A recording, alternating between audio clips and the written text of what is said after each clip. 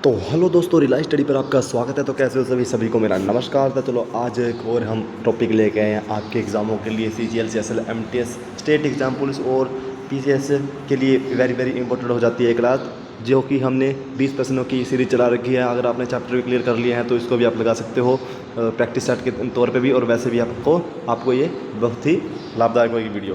गुप्त काल, विजय एवं राज्य विस्तार, इसके 20 MCQ प्रश्न हम आज लेके आए हैं। हम हर दिन 20 प्रश्न करवाते हैं रिलाइज स्टडी पर, जो कि आपके एग्जामों के लिए वेरी वेरी मोस्ट इंपॉर्टेंट हो जाते हैं जो कि प्रश्न। ठीक है, तो चलो आज इस टॉपिक को स्टार्ट कर देते हैं। और इससे 20 महत्वपूर्ण प्रश्न जो कि आपके एग्जाम में आते हैं, और प्रीवियस ईयर क्वेश्चन और आगे भी आने वाले हैं। ठीक है, तो मैं योगेश कुमार आपको करवाने जा रहा हूँ। चलो स्टार्ट करते हैं, ज़्यादा टाइम वेस्ट नहीं करती है। गुप्त वंश का वास्तविक संस्थापक किसे कहा जाता है? जो गुप्त वंश था अपना, उसका वास्तविक संस्थापक किसे कहा जाता है? तो वास्तविक संस्थापक A option Ghatotkacha, B option Chandragupta प्रथम और समुद्रगुप्त। तो वास्तविक संस्थापक इसको सी ऑप्शन चंद्रगुप्त हो जाता है, क्योंकि राइट आंसर अपना हो जाता है। मोस्ट इंपॉर्टेंट प्रश्न हो जाता है, 2 स्टार भी लगा देता हूँ। ठीक है भाई। उसके बाद अपना अगला प्रश्न है, समुद्रगुप्त के विजय अभियानों की जानकारी किस स्रोत से मिलती है? नासिक अभिलेख से, प्रयाग प्रास्ती से, जूनागढ़ अभिलेख से, हाथी गुम्फा अभिलेख से। तो जूनागढ़ ये नहीं, ये भी नहीं हो जाता, ये भी नहीं हो जाता। राइट आंसर प्रयाग प्रास्ती हो जाता है, आपको याद रखना है। उसके बाद प्रयाग प्रशस्ति के रचयिता कौन थे? जो प्रयाग प्रशस्ति के रचयिता कौन थे? तो कालिदास थे, हरिशेन थे, विशाखादत्त थे, बाणभट्ट थे। तो इसको राइट आंसर हो जाता है अपना ए ऑप्शन नहीं है, बी ऑप्शन, सी ऑप्शन नहीं है, डी ऑप्शन नहीं है, और राइट आंसर अपना बी ऑप्शन हो जाता है। ठीक है, क्या है? हरिशेन। ओके, ये आपको याद रखना। समुद्रगुप्त को भारत का नेपोलियन किसे कहा था? समुद्रगुप्त को भारत का नेपोलियन किसने कहा था? तो ये बताओ आपको, समुद्रगुप्त ने किसको कहा था? तो वी ए सिमत को। वी ए सिमत को क्या था अपना राइट आंसर?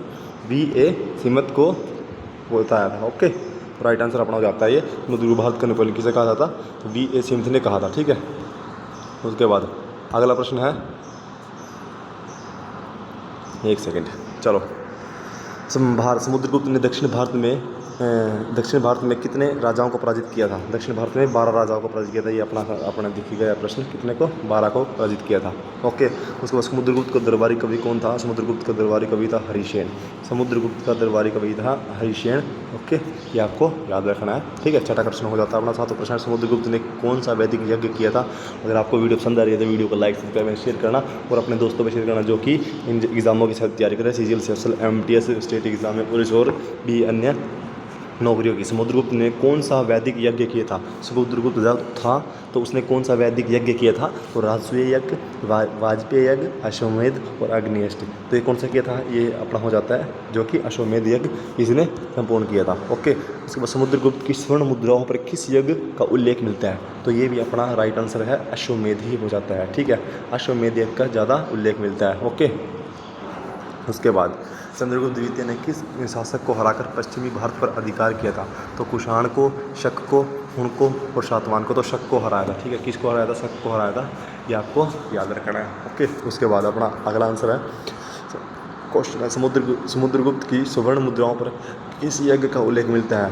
तो महेंद्र, ये मतलब वही लास्ट वाला प्रश्न आ जाता है अपना, ये अपना ये अश्वमेध का। ठीक है, इसको करते विक्रमादित्य चंद्रगुप्त द्वितीय को बोला जाता था, ये भी आपको याद रखना। ठीक है, उसके बाद गुप्त साम्राज्य का सबसे अधिक विस्तार किस शासक के समय हुआ था? तो किस में हुआ था? समुद्रगुप्त के समय में हुआ था, ये आपको याद रखना है। समुद्रगुप्त ने आर्यावर्त के कितने राजाओं को हराया था? आर्यावर्त के 7 राजाओं को हराया था। किधर किधर इसको हराया था, इसको हराया था, इसको या इसको। तो राइट अपना हो जाता है 9, बी ऑप्शन, 9 राजाओं को हराया था। चंद्रगुप्त प्रथम ने किस लिच्छवी राजकुमारी से विवाह किया था? लिच्छवी की राजकुमारी से विवाह कौन सी से? प्रभावती, कुमार देवी, ध्रुव देवी और दत्ता देवी। तो अपना बी ऑप्शन राइट हो जाता है, किससे? कुमार देवी। ठीक है, लिच्छवी की रानी राजकुमारी। ठीक है, गुप्त संवत को प्रारंभ किसने किया था? गुप्त संवत का प्रारंभ किसने किया था? समुद्रगुप्त, चंद्रगुप्त प्रथम ने, चंद्रगुप्त द्वितीय ने और कुमारगुप्त ने। दोस्तों ये अपना हो जाता है चंद्रगुप्त प्रथम ने, अपना राइट आंसर हो जाता है चंद्रगुप्त प्रथम ने किया था। ठीक है, चंद्रगुप्त प्रथम ने किया था। उसके बाद अपना हो जाता है 15वां प्रश्न, अपना लास्ट 5th प्रश्न है, चंद्रगुप्त द्वितीय ने, एक सेकेंड,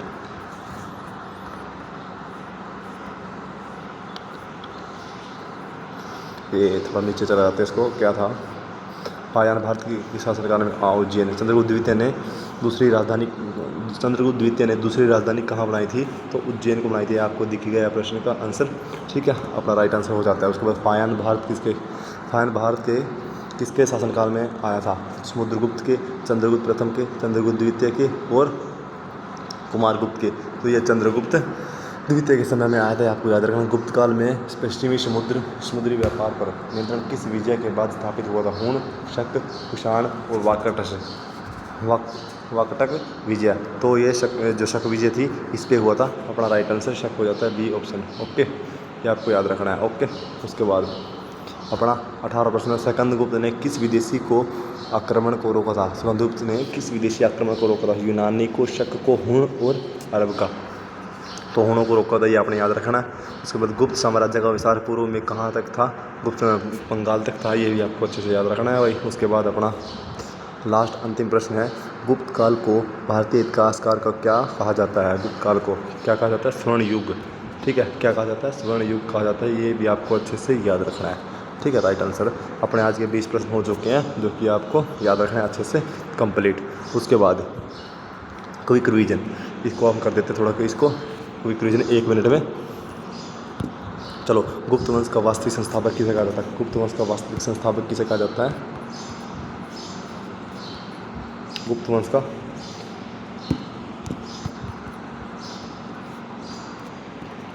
वास्तविक संस्थापक किसे कहा जाता है? तो चंद्रगुप्त प्रथम को। चंद्रगुप्त की विजय का स्रोत प्रयाग प्रहस्ती के लेखक हरिसेन। समुद्रगुप्त भारत का नेपोलियन भी ऐसे में, ठीक है, इसको याद रखना है। दक्षिण भारत के 12 राजाओं को पराजित किया था।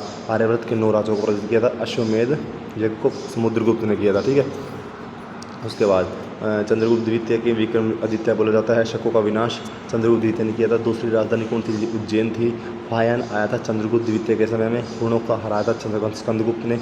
और गुप्त का भारतीय इतिहासकार का स्वर्ण युग कहा जाता है। ये कि आपके एग्जाम के लिए मोस्ट इंपॉर्टेंट प्रश्न थे। अगर आपको इसका स्क्रीनशॉट लेना है तो स्क्रीनशॉट ले सकते हो, ठीक है। इनमें से आपके एग्जाम में मोस्ट इंपॉर्टेंट प्रश्न आते हैं। मैंने ऐसे प्रश्न लिए जो कि आपके एग्जामों में वो ये आते हैं, ठीक है। ये मैंने सभी पे स्टार लगा दिए हैं, ठीक है, सभी पे स्टार लगा दिया। ओके, तो चलो, उसके बाद अपना समुद्र आपका आज का अंतिम प्रश्न है, जो कि आपको कमेंट में बताना है। ये समुद्रगुप्त को भारत का नेपोलियन किस इतिहासकार ने कहा था? तो ये अपने आपको कमेंट में बताना है, ठीक है, कमेंट में बताना है। चलो, तब तक के लिए सभी खुश रहना, स्वस्थ रहना और अच्छे से पढ़ाई करते रहना, अपनी नौकरी की तैयारी करते रहना। तब तक के लिए जय हिंद, जय भारत। वीडियो अच्छी लगी तो वीडियो को लाइक सब्सक्राइब करना।